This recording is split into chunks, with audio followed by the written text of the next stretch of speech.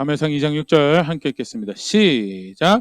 여호와는 죽이기도 하시고 살리기도 하시며 수월에 내리기도 하시고 거기에서 올리기도 하시는도다.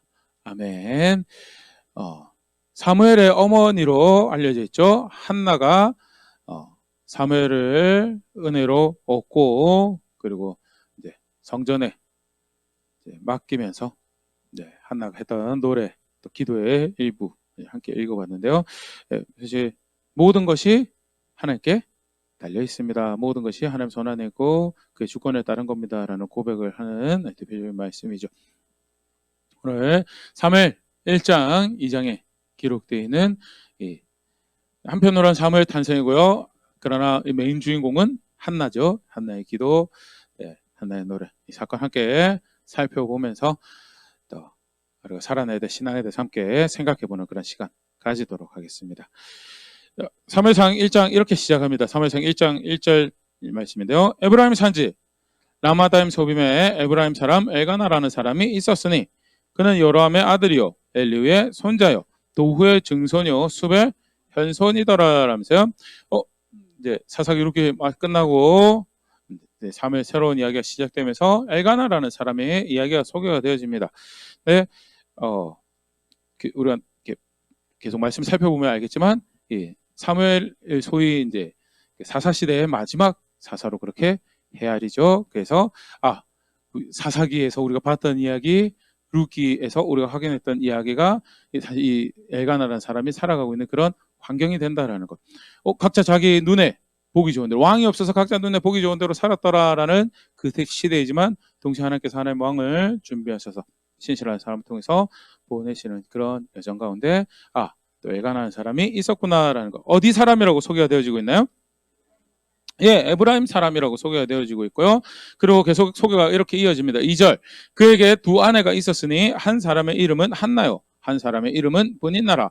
브닛나에게는 자식이 있고 한나에게는 자식이 없었더라라면서요. 그런데 아내가 둘이 있었다라고 그렇게 소개가 되죠. 하나의 이름은 한나고 하나의 이름은 브닛나라라고 소개가 되어지고요. 먼저 소개가 되어진 정황에서 먼저 한나랑 결혼을 했었고 그리고 자녀가 없어서 브닛나랑 결혼을 한 게 아닌가, 둘 사이 자녀가 없어서 브닛나랑 결혼을 한 게 아닌가 그렇게 조심스럽게 추측을 해볼 수 있는 그런 정황이 펼쳐지고 에브라임 사람인데 처가 둘이 있었다라는 것. 여기서 조금 더 우리 좀 더 읽은 걸 정리를 해보면 분명한 거는 하나님께서 기뻐하지 않는 선택을 사실 한 게 있죠. 처가 둘이가 된다는 그런 모습에서 그런 정황이구나라는. 근데 또 하나 또 곁들여서 좀 말씀해 보면요. 분명히 여기 에브라임 사람이라고 소개가 되어지고 있잖아요. 근데 이 엘가나가 소개되어지고 그 아들 사무엘이 소개된 족보를 하나 보면요. 레위 사람이라고 소개가 되어지고 있습니다. 역대상 6장 34절 보면요. 사무엘은 엘가나의 아들이요. 엘가나는 여로함의 아들이요. 여로함은 엘리엘의 아들이요. 엘리엘은 도아의 아들이라. 엘리후라고 표현됐다가 엘리엘이라고 표현되는 조금 이렇게 원래 원체 이제 오래된 기록이다 보니까 스펠이 조금 바뀔 수 있는 그런 부분에서는 좀 감안을 하고 있더라도 엘가나의 족보가 이렇게 소개가 되어지고 있는데 이게 쭉 이어져가지고 38절에 보면 역대 38절에 보면 어디까지 거슬러 올라가냐면 고라는 이스라엘의 아들이요 이스라엘은 그앗의 아들이요 그앗은 레위의 아들이요 레위는 이스라엘의 아들이라. 그러면 어떻게 되는 거예요? 이 엘가나는 결국 레위 지파예요. 근데 레위 지파인데 사는 장소가 어디예요? 에브라임이에요. 그러니까 각 지파별로 레위에게 할당한 땅이 있어서 거기 살고 있었는가라고도 추측할 수 있지만 정황상 볼 때는 조금 원래 사실 이제 그앗이라고 하는 이 종족에 대해서 나중에 이제 한번 레위기나 민수기 전반부에 보면 이제 그걸 볼 수 있는데 레위가 이렇게 성전 봉사를 위해서 몇 살부터 몇 살까지 해야 된다라는 거. 그리고 그 레위의 후손 중에서도 아론의 집안은 제사장 역할을 하지만 나머지 레위는 이런 일을 해야 된다라고 이렇게 특히 이제 세 부류가 이렇게 나눠져 있는 집안이 있었거든요. 근데 그런 걸로 쳤을 때 이 사람이 에브라임에 살고 있다는 것 자체가 살짝 도망 나온 거 아니냐라는 것도 추측해 볼 수 있는 그런 대목이 되는 것도 이제 정확한 표현은 안 나와 있습니다. 근데 사실은 이제 오늘 메인 주인공이 되는 한나랑 비교해 봤을 때 이 사람의 경건에 대해서 살짝 세모가 쳐져지는 거는 조금 있어요. 아까 이야기했던 처가 둘이다 이런 부분에서도 그렇고요. 근데 레위라고 소개되어지는데 에브라임 지역에 살고 있었던 정황도 그렇고요. 계속 보겠습니다. 3절입니다. 이 사람이 매년 자기 성읍에서 나와서 실로에 올라가서 만군의 여호와께 예배하며 제사를 드렸는데 엘리의 두 아들 홈니와 비나스가 여호와의 제사장으로 거기 있었더라 라면서요. 엘리와 홈니와 비나스가 제사장으로 있던 시절이다라는 힌트를 우리가 볼 수 있고요. 또 하나 더는 엘리라는 사람이 매년 자기 성읍에 나와서 실로에 올라가서, 실로가 그 당시 성막이 있던 자리거든요.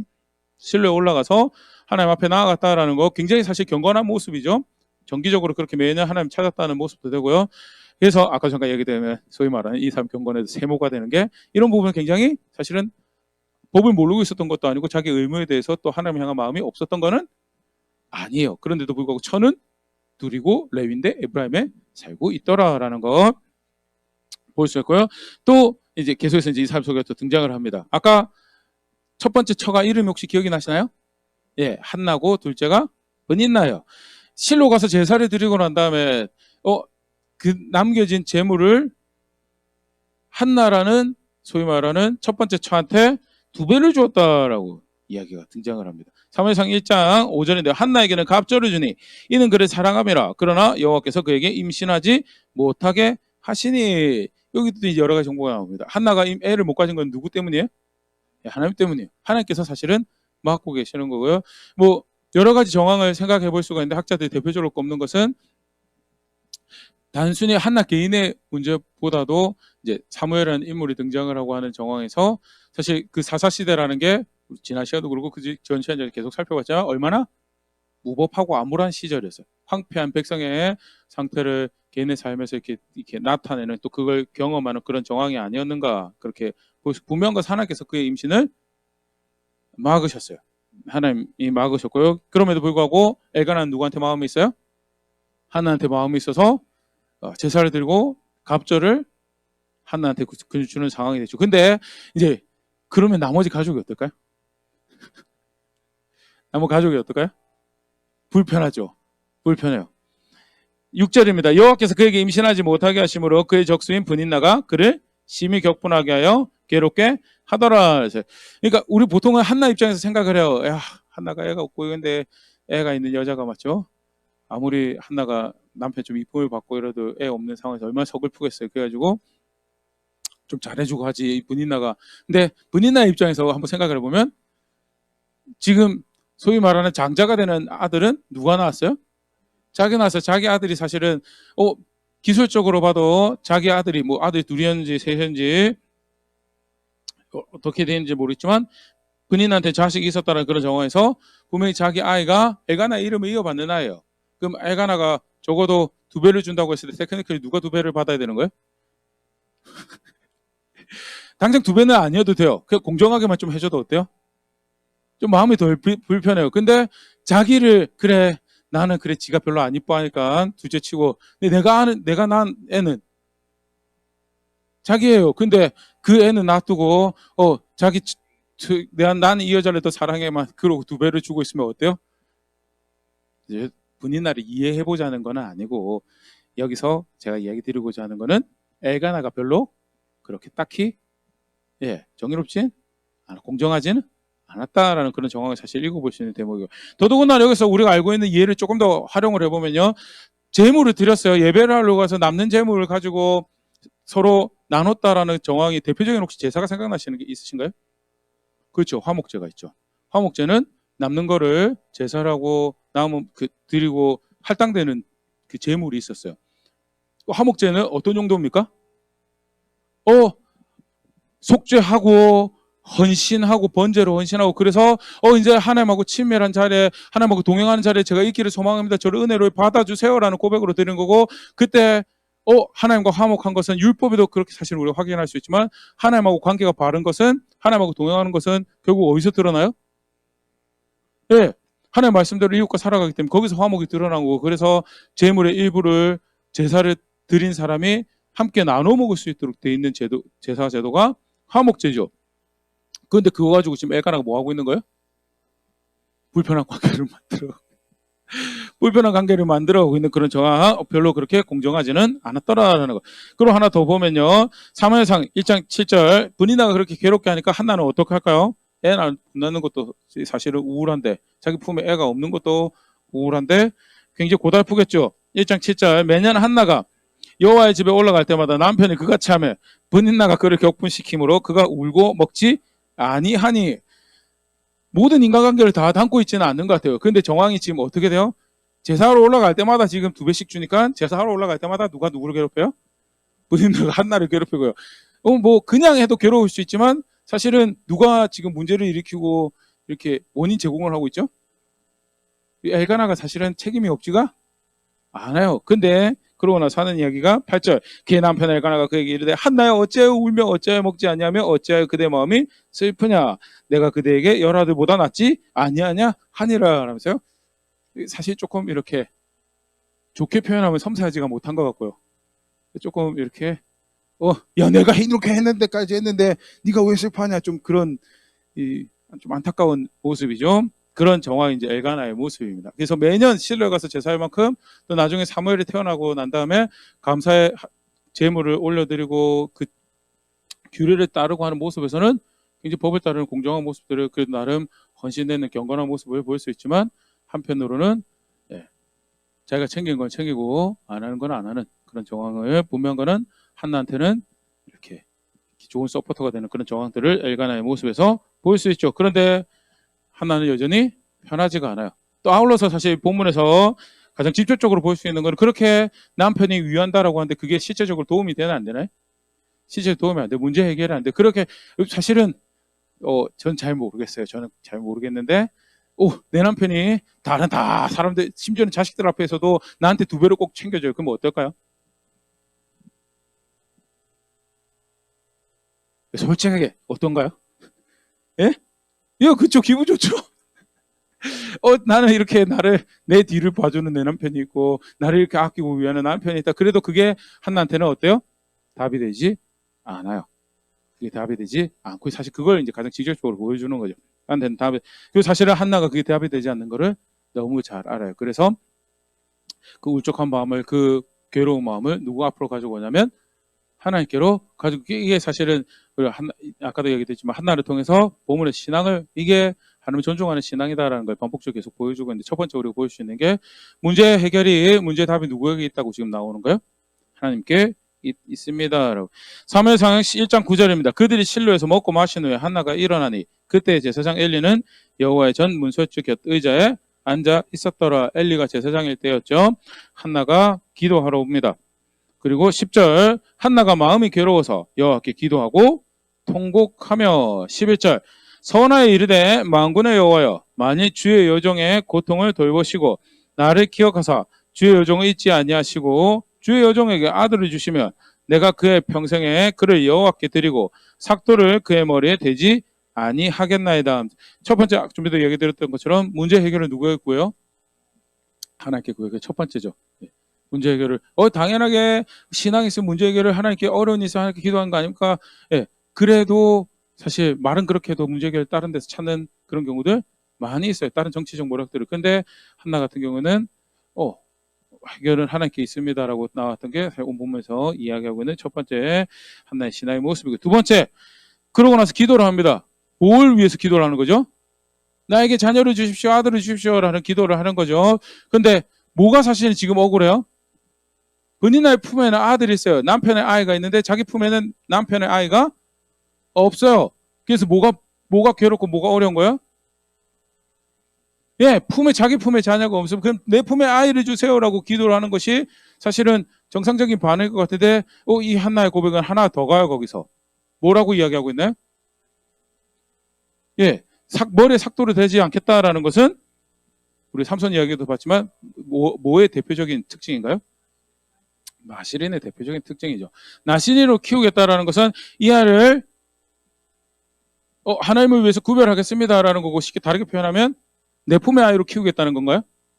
내 품의 아이로 키우고 내가 원하는 대로 내 욕심 다 담아내는 내 열정이 다 담아내는 그런 아이로 키우는 것이 아니고, 하나님을 위해서, 사실 나시린이라는 게 대표적인 게 머리를 깎지 않고 포도주를 마시지 않고 시체를 가까이 하지 않는다라는 건데, 머리를 기르는 거에서는 동네 사람들이 그렇게 안 살아가잖아, 맞죠? 그래서 그 사회로부터 구별되고 포도주를 마시지 않는다는 것은 그 사람들이 보편적으로 살아가는 기쁨, 즐거움, 그 음료를 대하지 않는다기 때문에 그들이 기뻐하는 것에서부터 스스로 구별하는 거고, 시체를 가까이 하지 않는다는 것은 부정한 것으로부터 스스로 구별을, 그렇게 해서 대표적으로 하나님에 의해서 그렇게 구별되는, 사람에서도 구별되고 이상적인 기쁨에서도 구별되고 모든 부정한 것 스스로 구별하겠습니다라는 거고, 그랬을 때 그 아이를 키우면 어떨까요? 우리 삼손을 가지고도 생각을 해봤었는데, 애가 포도주를 마시지 못해요. 아시는 크면. 그럼 부모가 그런 자리를 같이 갈 수가 있나요, 없나요? 못 가죠. 야, 너 집에 있어라고 문 다 잠궈놓고 창문까지 다 잠궈놓고 부부끼리 놀러 나간 거야? 아니요, 그럴 수가 없어요. 그렇게 됐을 경우에 굉장히 사실 불편한 일을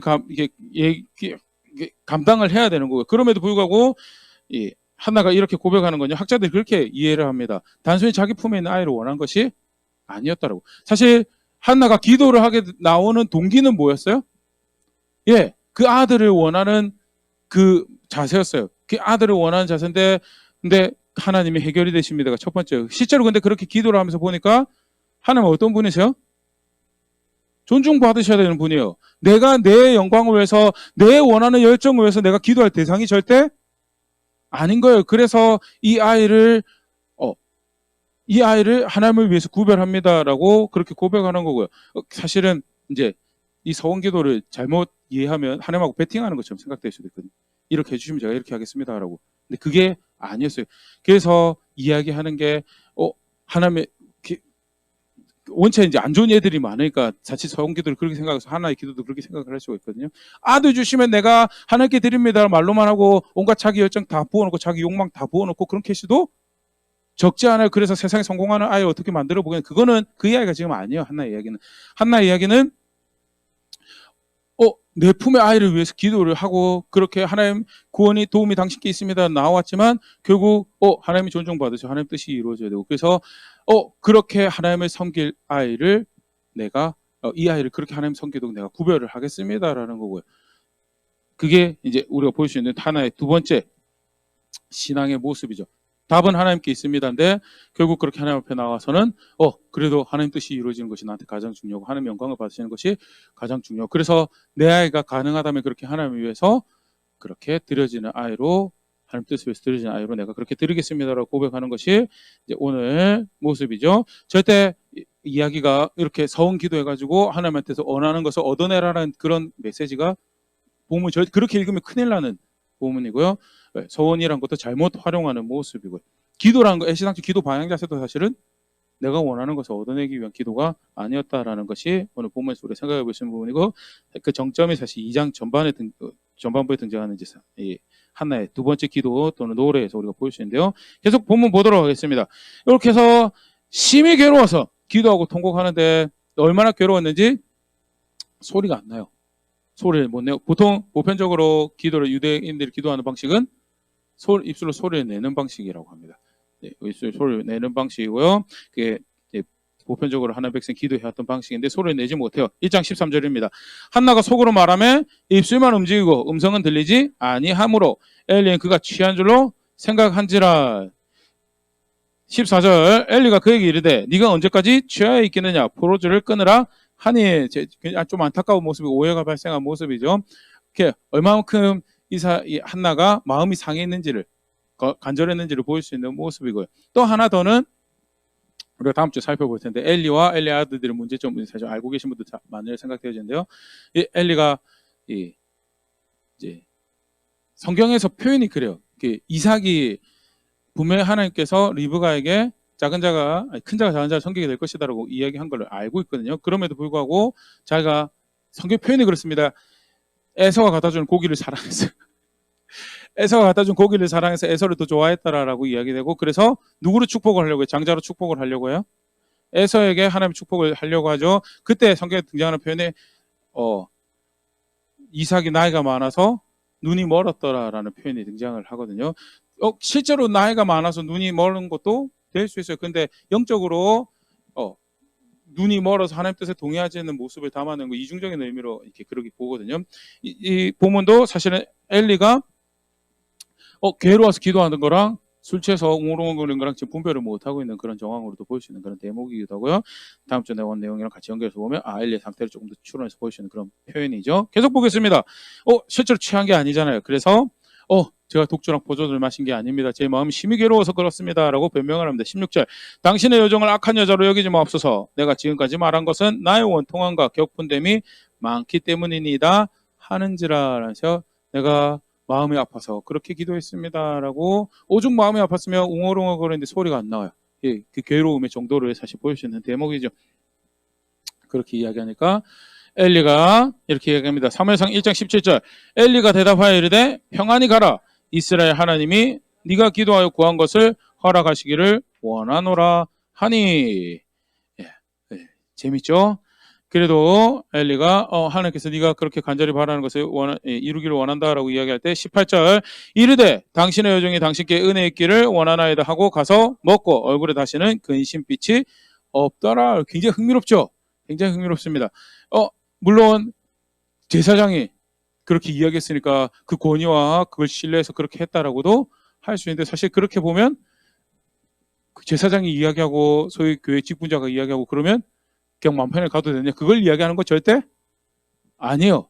뭐 단적으로 목사가 이야기하면 아멘하고 가면 된다. 그 이야기도 절대 이 본문 절대 그거 이야기하는 게 아닙니다. 자칫 잘못하면 그렇게 본문을 이해하면 어떻게 되냐면 우상 숭배하게 돼요. 막 이렇게 목사님한테 잘해드리고 목사님이 내가 원하는 소리를 하게 만들어가지고 그래가지고 아멘하고 가지고 그러면 그래 돼요? 되는 거죠. 그런 구조로 절대 그런 얘기를 이야기하는 게 아니에요. 그럼 이거 뭐냐? 아까도 우리가 쭉 살펴보고 있지만 지금 메인 캐릭터로 등장을 하는 게 한나요. 한나가 어떤 자세를 가지고 있는 건가 사실 보일 수 있는 또 다른 대목이고요. 물론 비록 그 당시 엘리가 건강한 상태가 아니었어요. 영적으로도 건강하지 않은 상태였고 그럼에도 불구하고 하나님께서 그 입술을 통해서 하시는 말씀에 대해서 하나님께서 하신다고 하시는 말씀에 대해서 그러면 내가 아멘하고 받겠습니다라고 해서 그것을 신뢰한 거죠. 그리고 그 말에 순종을 한 거고요. 사실 여전히 애가 없어요. 그러면 근심하는 빛이 있을 수밖에 없나요? 있지 않나요? 여전히 애가 없으면 여전히 품 안에 데리고 있는 애가 없으면 그럴 수밖에 없는 상황인데 뭐라고 성경에서 표현하고 있냐면 다시는 근심의 빛이 없었더라라는 것은 신뢰하고 내가 그 말씀에 나의 감정의 상태를 나의 생각의 상태를 드리기로 결단을 하고 싸워갔다라는 그런 정황으로 읽을 수밖에 없는 부분이고 하나님께서 문제 해결을 모든 것이 하나님 손에 있습니다. 그 문제 교회에서 결국 문제 해결이 하나님 손에 있다라는 거. 그런데 그렇게 하나님 앞에 나아가서 보니까 그 하나님은 내가 문제 해결을 위해서 쓸 수 있는 수단이 아니에요. 하나님 뜻이 가장 중요하고 하나님 영광 받으신 가장 중요해요. 그래서 비록 아들을 주신다고 할 때 내가 내 품에 아이를 원하지만 그래도 이 아이가 하나님 섬길 수 있는 그런 아이로 내가 그렇게 하겠습니다라고 그 하나님 존중하는 고백을 하고 그리고 실제로 그렇게 하나님을 향한 신뢰가 뭘로 고백되어지냐 그 다음에 하나님 말씀하시는 거면 내가 그렇게 순종하겠습니다라는 걸로 고백되어지는 게 사실 오늘 본문에서 우리에게 확인하고 있는 중요한 신앙의 모습이죠. 실제로 그렇게 한나가 선택을 하고 한나가 그렇게 하나님 향한 자세를 가지고 있을 때 하나님께서 그 간구를 그 기도를 받으시죠. 하나님께서 그 태를 막으셔서 하나님께서 황폐함을 허락하셨어요. 그리고 정황상 한나의 죄라기보다는 그 시대가 가지고 있는 문제점이 그 개인의 삶에서 반영돼 가지고 등장하는 그런 모습으로 읽을 수 있는 그런 대목인데요. 하나님께서 그의 태를 여십니다. 사무엘상 1장 20절 한나가 임신하고 때가 이름에 아들을 낳아 사무엘이라 이름하였으니 이는 내가 여호와께 그를 구하였다 함이더라. 예. 사무엘이라 이름하고 뭐라고 거기에 대해 설명을 하냐면 내가 하나님께 구하였다라고. 사무엘의 직접적인 의미가 뭐냐면 하나님께서 들으셨다. 하나님께서 들으셨다라는 것이 사무엘의 직접적인 의미입니다. 사무엘의 출생에 대해서 한나가 받은 나의 하나님은 들으시는 분이시구나라는 것을 고백하는 그런 대목이 되고요. 그리고 엘가나가 정기적으로 계속해서 이제 실로로 올라가고 하는데 그런 상황에서 한나가 따라가지 않아요. 사실 이게 저를 한번 보시면서 상상을 한번 해보세요. 애가 없어서 그도 힘들었어요. 더더군다나 그것 때문에 괴로움을 당하는 옆 사람에 의해서 괴로움을 당하는 그런 처지에도 있었어요. 품에 아이가 생겼어요. 어때요? 너무 좋죠. 계속 두고 싶지 않을까요? 비록 나시린으로 키우기로 했지만 내 품에서 나시린으로 키우지라고 생각할 수 있지 않을까요? 아닌가요? 제가 너무 세속적이고 악한가요? 너무 좋아요. 애가 계속 어떻게 해서 이 아이가 계속 내 품에 있었으면 좋겠다라고 하는데 한나의 반응은 그렇지가 않습니다.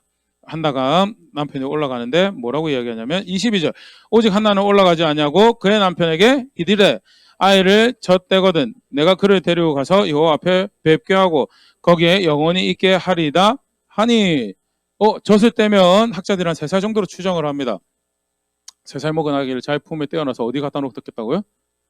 네, 성막에 갖다 놓겠다고 성막 실로에서 크도록 자기 품에서 큰 게 아니고 실로에서 크도록 그렇게 하겠다라고 이야기하는 거고요. 서원한 거기 때문에 지키겠다라는 것도 그런 것도 보일 수 있겠지만 정말 이 여자가 뭘 바랬는가에 대해서 사실 보일 수 있는 대목이죠. 자기 문제를 해결하는 물론 확인이 되긴 했어요. 확인이 되긴 했지만 아까도 잠깐 얘기 드렸던 품에 계속 품고 싶은 게 사실 인간의 마음이고 더더군다나 그게 자기 아이예요. 그리고 엘가나 입장에서는 또 어때요? 사무엘은 자기가 사랑하는 아내에게서 난 첫 번째 아들이요. 아빠 입장에서도 어때요? 그래. 얘는 실로에 보내. 그러기가 쉬운 아이가 절대 아니에요. 그럼에도 불구하고 하나님 뜻이 이루어지기를 바랬던 그 부모의 경건함이 그 다음에 그렇게 고백이 됩니다.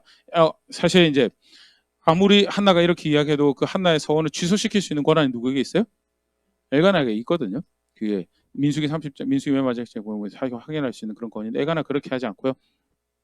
23절 그의 남편 엘가나가 그에게 이르되 그대의 소견에 좋은 대로 하여 그를 저때까지 기다리라. 오직 여호와께서 그의 말씀대로 이루시기를 원하노라 하니라.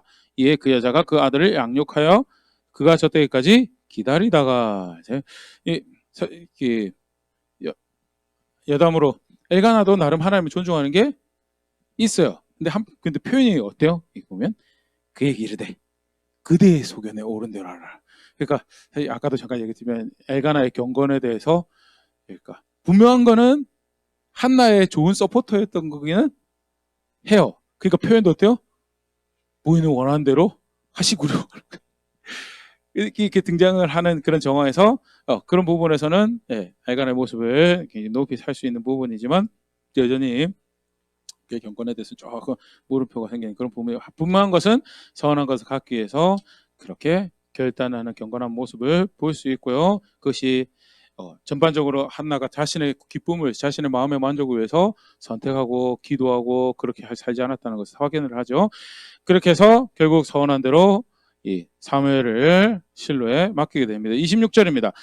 가서 이제 엘리를 만난 거죠. 26절 한나가 이르되 내 주여 당신의 사심으로 맹세하나이다. 나는 여기서 내 주 당신 곁에 서서 여호와께 기도하던 여자라. 27절 이 아이를 위하여 내가 기도하였더니 내가 구하여 기도한 바를 여호와께서 내게 허락하신지라. 28절 그러므로 나도 그를 여호와께 드리되 그의 평생을 여호와께 드리나이다 하고 그가 거기서 여호와께 경배하네. 그가 여기서는 사무엘이죠. 사무엘이 그의 평생에 이제 여기서 경배하였다라는 표현이 마무리되어지고 3살 먹은 아이가 엄마를 떠나서 그렇게 실로에서 지내게 됩니다. 그리고 나신으로 구별되면 무조건 실로에서 지내는가? 그게 아니고 아까 우리 간단하게 살펴봤지만 사무엘이 레위 혈통이었어요.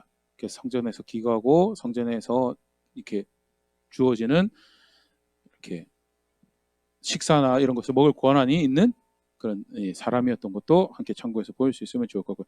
뭐 여담으로 다른 이야기지만 그렇기 때문에 엘가나가 이렇게 가까이서 봉사하지 않았고 있었던 것이 도망 나온 정황이 아닌가라고 이렇게 유추할 수 있는 그런 대목이 되는 부분도 함께 그렇게 보면서 충분히 읽을 수 있는 대목이 아닌가 생각되어집니다. 분명한 것은 이제 어머니가 한나가 이렇게 서원을 해서 아이를 드리게 되고 그 모든 배경에는 자신의 만족을 위해서 자신의 기쁨을 위해서 하지 않았다라는 거. 아까 잠깐 이야기 드렸지만 삼손하고 비교를 해봐도 삼손 어때요? 장성할 때까지 부모 품에 계속 있었어요. 사무엘도 그렇게 키울 수가 있는 아이였어요. 그런데 레위이고 그앗 자손의 후손으로서 자기 집안들이 대대로 해야 될 하나님 섬기는 모습들이 있었고요. 그렇기 때문에 이 엄마가 뭘 결단을 해요? 가서 지금 네가 하나님께 너에게 맡기신 거 네가 해야 될 일을 할 수 있도록 3살이지만 비록 떼어놓고요. 그만큼 철저하게 한나가 바랬던 거는 내 품에 아이가 없어서 그 괴로움으로 시작한 거였지만 결국 누구 뜻이 이루어진 게 나에게 가장 좋더라요. 하나님 뜻이 이루어지고 하나님을 위하는 것이 그가 영광을 받으신 것이 나에게 가장 좋더라라는 것을 그런 신앙의 모습을 보일 수 있는 대목이고 그 정점입니다. 한나의 기도 또는 한나의 노래라고 볼 수 있는 사무엘상 2장 1절부터 10절 말씀인데 한 절 한 절 같이 보면요. 1절부터 보면 한나가 기도하여 이르되 내 마음이 여호와로 말미암아 즐거하며 내 뿔이 여호와로 말미암아 높아졌으며 내 입이 내 원수들을 향하여 크게 열렸으니 이는 내가 주의 구원으로 말미암아 기뻐함이니이다. 하나님이 나의 구원의 하나님이 되셨습니다. 나를 도우신 하나님이십니다라는 노래죠. 22절 여호와와 같이 거룩하신 이가 없으시니 이는 주밖에 다른 이가 없고 우리 하나님 같은 반석도 없으시니이다. 하나님처럼 높고 위대하신 분이 없고 하나님처럼 구별되신 분이 없고 그 길이 분명해서 그 통치가 분명해서 그렇게 뜻을 나타내신 분이 없고 그와 같이 우리의 의지할 바도 없습니다라고 이야기를 하면서요. 그 다음에 사실 어떻게 보면 가장 메인 내용인데요. 3절부터 보겠습니다. 심히 교만한 말을 다시 하지 말 것이며 오만한 말을 너희 입에서 내지 말지어다. 여호와는 지식의 하나님이시라 행동을 달아보시니라. 모든 것 다 알고 있는 것처럼 모든 것 다 이해한 것처럼 그렇게 할 수 없어요. 사실 누가 가장 다 알고 계신 분이시고 누가 통치하시는 분이세요? 하나님이 그런 분이시죠. 그 예수 부연에서 표현들이 이렇게 등장을 합니다. 용사의 활은 꺾이고 넘어지는 자는 힘으로 띠를 띠도다. 이러면서 쉽게 말해서 힘 좋고 트레이닝 받은 사람의 활이 끊어지는 거 힘이 좋아서 그럴 수도 있지만 사실 그 힘이 의미가 없어졌다는 그 이야기잖아요. 오히려 연약하고 넘어지는 자는 힘으로 띠를 띠도다는 보편적으로는 인간의 이해로는 인간 셈으로는 쉽게 벌어질 수 있는 일이야. 근데 이게 어떻게 벌어져요? 하나님이 하시는 거예요. 하나님께서 하시면 어떻게 해요? 용사의 활도 끊어질 수 있는 거고 하나님께서 하시면 넘어지는 자가 힘으로 띠를 뛸 수도 있는 거고 5절 풍족한 자들은 양식을 위하여 품을 팔고 줄이던 자들은 다시 줄이지 아니하도다. 전에 임신하지 못하는 자는 7을 낳았고 많은 자녀를 둔 자는 쇠약하도다. 계속 똑같은 거죠. 누가 다스리고 계시기 때문에 자기 풍족함도 자랑하지 못하고 누가 다스리기 때문에 전에 임신하던 것도 자랑하지 못하나요? 하나님이요. 다 하나님 뜻에 달려있는 거예요. 다 하나님 뜻에 달려있고 그렇게 하나님께서 다스리는 분이시고 통치하시는 분이시고 나가서 그렇기 때문에 그가 모든 문제의 답이 되시는 분이십니다라는 것을 이렇게 고백하고 있는 거죠. 오늘 요절 말씀을 읽었던 말씀인데요. 여호와는 죽이기도 하시고 살리기도 하시며 수월에 내리기도 하시고 거기에서 올리기도 하시는도다. 마찬가지죠. 살고 죽는 것, 땅 가장 밑바닥까지 나가 떨어지는 것 또는 거기서부터 높임을 세워져서 높임을 받는 것 다 누구 손에 달려있는 거예요? 하나님 손에 달려있는 거예요. 8절 죄송합니다. 7절이죠. 여호와는 가난하게도 하시고 보하게도 하시며 낮추기도 하시고 높이기도 하시는도다. 8절 가난한 자를 진토에서 일으키시며 빈궁한 자를 걸음에서 올리사 귀족들과 함께 앉게 하시며 영광의 자리를 차지하게 하시는도다. 땅의 기둥들은 여호와의 것이라 여호와께서 세계를 그것들 위에 세우셨도다. 마찬가지 동일한 이해를 계속 여러 가지 정황에서 모든 것이 하나님 손 안에 있습니다. 하나님께서 다스리는 분이시고 하나님이 그래서 진정한 도움이 되시고 하나님께서 진정 위로가 되시고 하나님께서 나의 모든 문제 우리의 모든 문제 해결이 되십니다라는 것을 이렇게 고백을 하는 거죠. 7절 그 다음에 뭘 이야기를 하면 누가 그래서 그 은혜를 입는 자들인가. 9절 그가 그의 거룩한 자들의 발을 지키실 것이요 악인들을 흑암 중에서 잠잠하게 하시리니 힘으로는 이길 사람이 없음이로다. 하나님께서 그렇게 주권자고 감히 내가 뭘 알고 있는지 이야기를 내가 뭐가 옳은지도 이야기할 수가 없는 것처럼 그렇게 되지만 실제로 하나님은 그렇게 변덕스러운 자기 마음대로 하는 분이 아니세요. 그래서 누가 은혜를 입어요? 하나님 길로 행한다라는 내가 이게 길이다라고 한 그 거룩한 길로 행하는 자는 그의 은혜를 입는 자리에 있는 것이고 반대로 그 거룩함을 저버리고 그 의로움을 저버리고 진실하지 않음을 성실한 불의를 행하는 자는 흑암 중에서 잠잠하게 하시는데 그걸 막을 사람이 없도다라고 이야기하면서 10절입니다. 여호와를 대적하는 자는 산산이 깨어질 것이라 하늘에서 우레로 그를 치시리로다. 여호와께서 땅끝까지 심판을 내리시고 자기 왕에게 힘을 주시며 자기의 기름 부음 받은 자를 뿔을 높이시리로다 하니라.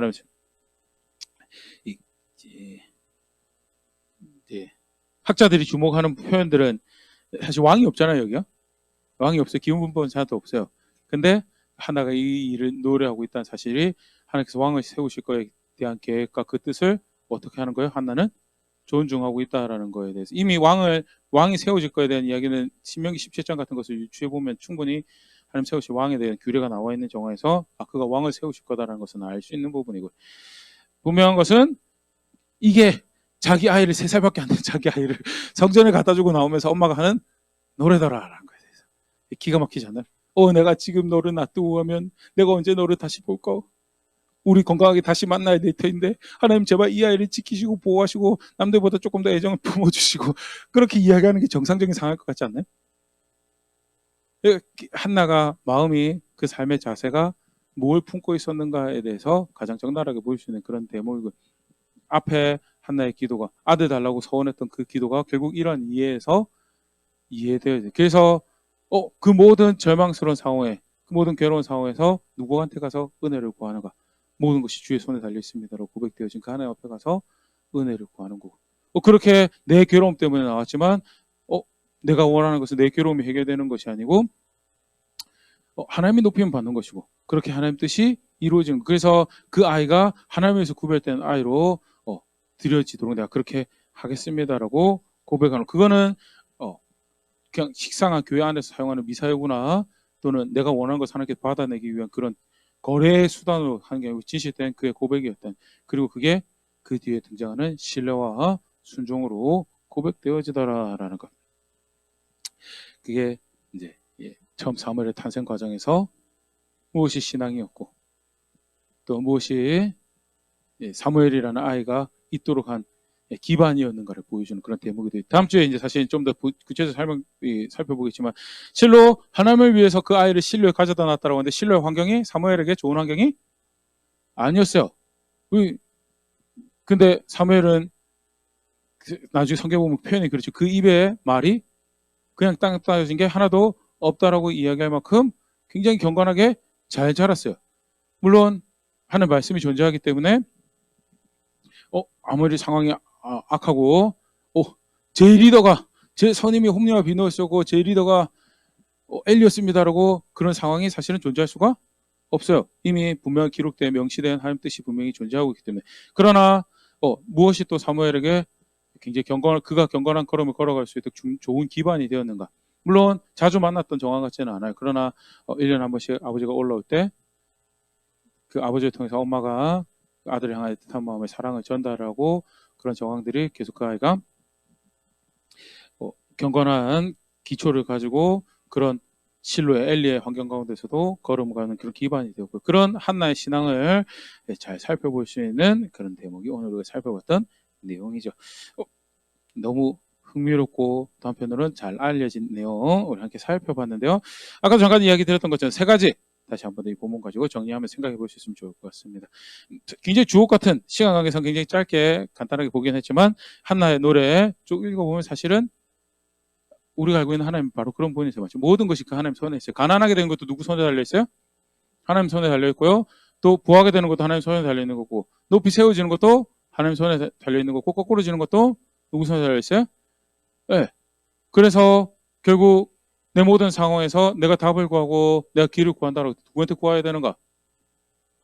하나님만 그렇게 길이 될 수 있고 하나님만 답이 될 수 있다라는 것. 죽이기도 하시고 살리기도 하시고 소홀에 내리시기도 하시고 거기에 올리시기도 하시고 가난하게 하시고 부하게도 하시고 낮추기도 하시고 높이기도 하시고 다 하나님 손에 달려있고요. 용사라서 자랑할 수 있는 게 없고요.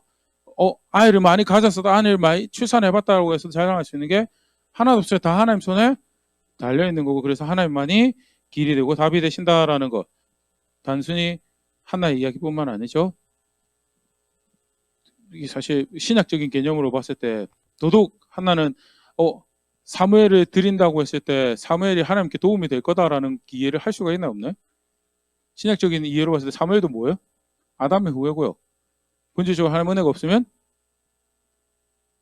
그럼 더더욱 그런 이해에서 봤을 때 사무엘이 한나를 이제 한나가 사무엘이 한나를 드리는 거죠. 한나가 사무엘을 드린다고 할 때 그 자세는 얼마나 그가 하나님을 존중했는가를 다시 보일 수 있는 그런 대목이고요. 다시 첫 번째 모든 것이 하나님께 달려 있습니다라는 것을 분명한 이해로 볼 수 있는 그런 말씀이죠. 두 번째는 근데 모든 것이 하나님께 달려 있습니다. 사실 기도를 우리 성경 공부할 때도 그런 이야기를 하는데 언제 기도하시나요? 그렇죠. 우리 정직하게 이야기해서 내가 도움이 필요, 내가 괴로워요. 그게 기도를 하는 가장 대표적인 동기가 돼요. 한나 같은 경우도 내가 괴로워서 기도를 시작하게 됐어요. 그런데도 불구하고 기도를 하면 실제 정직하게 그 하나님과 동행하는 나의 언약의 하나님이 나와 함께 하시는 하나님이고 내가 그 앞에 도움을 구한다라고 그 앞에 딱 섰을 때 기도할 수밖에 없는 대표적인 내용이 뭐예요? 그가 영광을 받으셔야 되고 그의 뜻이 이루어져야 됩니다라는 것이 그게 신앙의 101로 예수님께서 가르치셨던 모습이기도 해요. 사실은 다 그러시리라 생각되지만 오늘 한나의 모습 보면서 저는 개인적으로 설교 준비할 제일 대표적으로 생각났던 게 주기도문이에요. 하늘에 계신 우리 아버지여, 내가 도움이 필요합니다라고 하나님 앞에 나왔는데 정작 뭐부터 기도할 수밖에 없어요? 예, 하나님의 이름이 거룩히 여김받는, 하나님의 이름의 영광을 받는 그 이야기밖에 할 수 없어요. 왜? 하늘에 계신 내 아버지이기 때문에. 하늘에 계신 우리 아버지이기 때문에 그렇게 기도할 수밖에 없고요. 그러고 나서 그 다음에 이야기할 수 있는 게 내가 이게 필요합니다. 내가 이 문제입니다. 그거보다는 하나님 뜻이 이루어지기를 바랍니다라고 기도할 수밖에 없어요. 그게 예수님께서 가르치셨던 기독교적인 그 하나님의 아들을 구원으로 하는, 그 하나님의 구원으로 하는 백성들을 가질 수밖에 없는 이해고요. 그렇게 기도하는 게 하나님 백성의 기도고요. 동일한 이해를 사실 하나의 모습에서 볼 수가 있죠. 내 문제 때문에 나왔어요. 그게 좋은 기도의 원동력이기는 해요. 그래서 하나님께서 이렇게 하나님 백성들 다시 돌이키실 때 사용하셨던 방법이 비가 안 와서 괴롭기도 하고요. 내가 수고한 것을 내가 거둘 수 없어서 괴롭기도 하고 질병이 펴지기도 하고 그런 다양한 경험들을 사용해서 어떻게 해요? 하나님 백성들 다시 하나님 앞으로 부르시는 모습들을 우리가 볼 수가 있죠.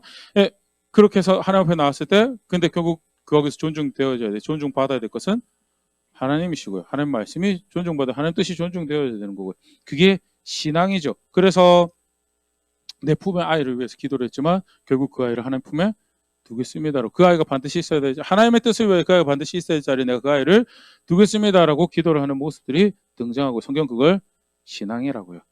성경은 그걸 신앙이라고 하더라라는 것. 마지막으로 거기서 끝나지가 않죠.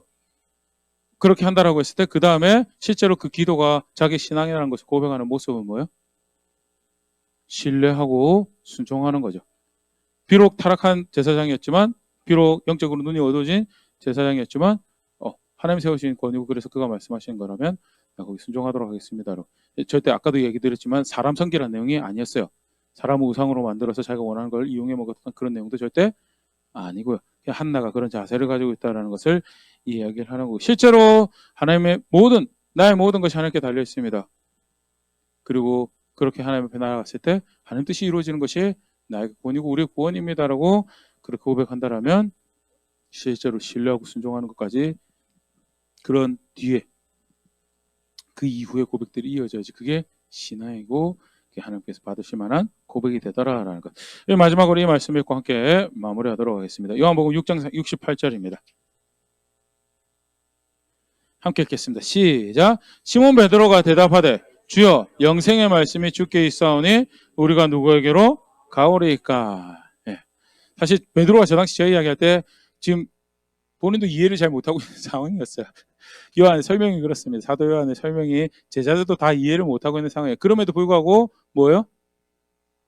예수님이 하나님 아들이신 예수님이 말씀하셨어요. 그러면 그게 뭐예요?